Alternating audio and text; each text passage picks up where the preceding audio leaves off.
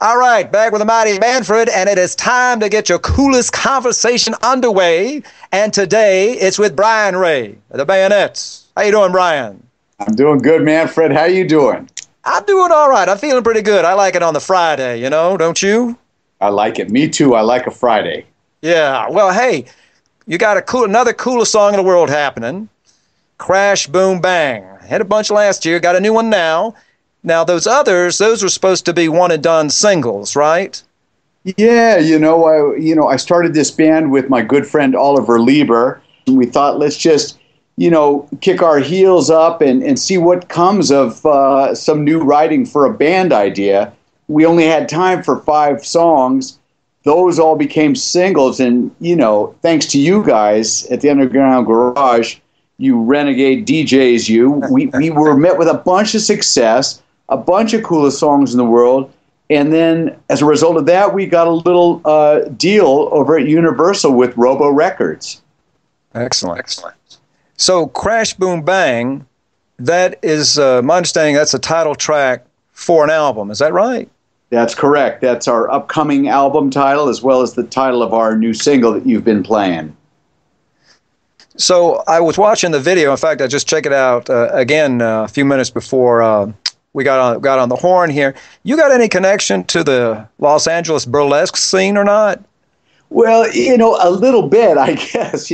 I'm a fan of the burlesque, and who isn't, really? Really, who isn't? So have you ever seen these Lucha Vavoom performances mixing the burlesque and the Mexican wrestling here in Los Angeles? No, I haven't, but they have another one they have something like that in St. Louis, and we just missed it one night. But is that great down there? Oh, yeah, man. It's at the Mayan. It's happening. Oh, I'll meet you down there. We're going to make a date out of that. So you mentioned your good friend Oliver. How did you and Oliver meet? How did you guys, get together to decide let's make this band happen? What's the connection? Years ago, I guess it was just through some friends that we had in common. I, of course, was familiar with Oliver from his writing and producing career. And, of course, a huge fan of his father's work as well. And we met through a bunch of friends in common. He had heard I wrote a song for Smokey Robinson many years ago, which I did, a song called One Heartbeat that was a big hit for Smokey. And on that basis, he came up to me one day and he just said, "Hey, Brian, I heard you're a writer. I'm really interested in maybe getting together." That's got to be 16, 17 years ago. And we started writing together fairly consistently about 10 years ago for my first solo album called Mondo Magneto. And then the next album called This Way Up. And then when I came to him to write a third album, he said, "Let's just make a band, man. Let's do something different." And I immediately said, "That's a great idea. Let's do it." And so how often do you guys play, and how do you, knowing your schedule's so busy, how do you work that touring schedule out?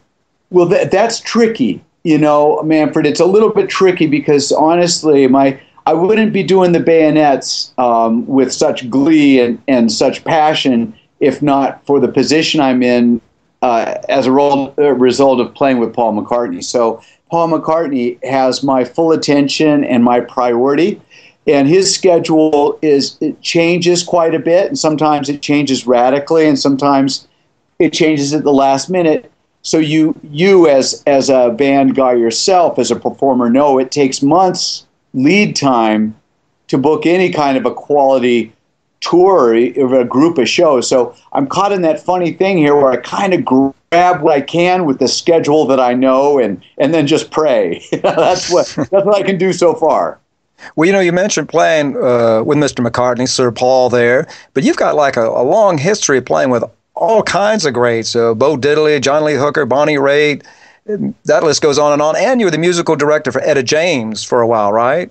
Yeah, and to be honest with you, it's the position that I found myself in with Etta James right out of high school that led to me playing with all those other people you just mentioned, Bo Diddley, Big Joe Turner, Willie Dixon, God, just the list goes on and on. It was just an incredible sort of apprenticeship, a tutelage, much like my apprenticeship is with Paul McCartney. It just keeps on being an apprenticeship in this life, I guess. Well, how did you land the Sir Paul thing? How did you hook up with him? That's an interesting little story. I had been working with a French artist you may have heard of, Johnny Hallyday, who is sort of the Elvis of all of France and all French-speaking, countries. And I found myself with him on tour, and for the second French gig in a row, the first being a female artist over there, the drummer that got the audition was none other than the great Abe Laboriel Jr. Now, a couple years into the Johnny Hallyday touring thing, Abe Jr. left to go do Katie Lang, and then he left to do an album with none other than Sir Paul McCartney. And he calls me to tell me that news one day. I go, oh, man, I'm in France. I said, I can't wait to get back to L.A. just to shake your hand, not knowing that very soon I would have an opportunity to put my hand in the air and say I'd love a shot at that gig, which is what happened one night at my birthday party. And I said, when are you guys going to tour? What's going on? And who's going to play the utility guy? Who's going to play bass when he plays guitar? And who's going to play guitar when he plays bass? And he said, we're looking for somebody who plays guitar and also plays a bit of bass. And I put my hand up in the air and I said, I'd love a shot at that. And that was a good birthday present. That was, man. And, I didn't have any guarantee or anything, but he went and told David Kahn, a very cool producer. And David Kahn gave me a call a couple weeks later. And as a result of that meeting, I was on a plane the next day to do one song with Paul McCartney in New Orleans in 2002. And that led to all this, 12 years of this. 12 years. So does he ever, is it just off limits, or does he ever talk about, those other days? Because, he was in a pretty famous band once. He was? Yeah, Wings. And not only that, I'm kidding, but does he ever talk about the time with the Beatles or any of that prior stuff, Wings or the Beatles, or does he just focused on what you guys are up to now? What's the relationship? Sure. Yeah, no, sure he does. To be honest with you, my first couple of years with Paul on the road were spent, let's say after the show on the bus or on the plane together with him unspooling these incredible, rich stories that, no one's ever heard except his close compadres like we've become. Now, these stories are golden. I used to run home to my hotel room and just write them down in a spiral notebook, not to ever publish, but just so that I had a record because my memory's lousy. All right. And so I've got spiral notebooks full of stories from Paul, yeah. Well, to bring it back to the coolest song that you got out, the recent one, Crash Boom Bang. So that's the title track of the album. Did you mention, I don't think you told me yet, when that's due out? Yes, the album drops July 29th, and that's a Tuesday, so it's a good old, New Music Tuesday. And the single, of course, is out, and you guys were the first to play it. You debuted it, and we're so grateful that you guys deemed it coolest song in the world. Yeah, man, so that's the album title as well. And yeah, I could tell you a little bit how that song came about. Why don't you? We were just goofing around, and it was just Oliver on drums and me on guitar facing each other over there at his studio, just the two of us scrapping it out live. And I had that little sort of intro lick and chords idea, and he just played along. We talked about the beat, and but other than that, the song literally unfolded as you hear it, basically in real time. I swear to you that the music for that song was done within 8 minutes. It's one of those kinds of songs that really comes out organically, right? Well, the bass? Let me ask you, who's the bass player there? Because she turns up in a couple of, I see her in a couple of videos. Is she part of the band normally, or?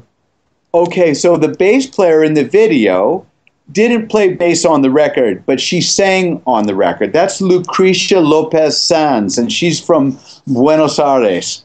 And she's an erstwhile member of the Bayonets. She has come up to record with us. Last year, she sang on all of our first singles that you guys have played. And she's singing on all of the new stuff as well. And we got her up in town and wanted her to be a part of the video, and it was just going to be the three of us. So I said, would you play bass for the video? The bass player on the record, on that song and many of the others, is Davey Farragher from Elvis Costello's band. Well, Brian, thanks so much for talking to me today, having the coolest conversation. Going to have to wrap things up, but we're going to take it out with Sucker for Love. Thanks a lot, Brian. Thanks, Manfred.